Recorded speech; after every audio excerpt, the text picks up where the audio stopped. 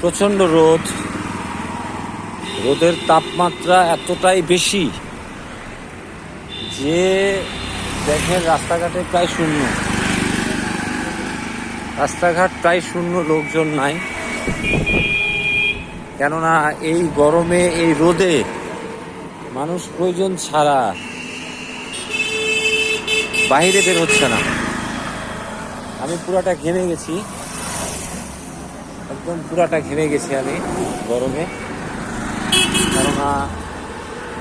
কারণ আমি কোনো গাড়ি পাই নাই আসার জন্য, তাই হেঁটে যাচ্ছি বাসায়। প্রচন্ড গরম, প্রচন্ড রোদ। সূর্যটা দেখায়, প্রচন্ড রোদ। যাই হোক, গরমে বি কেয়ারফুল, সবাই ভালো থাকবেন।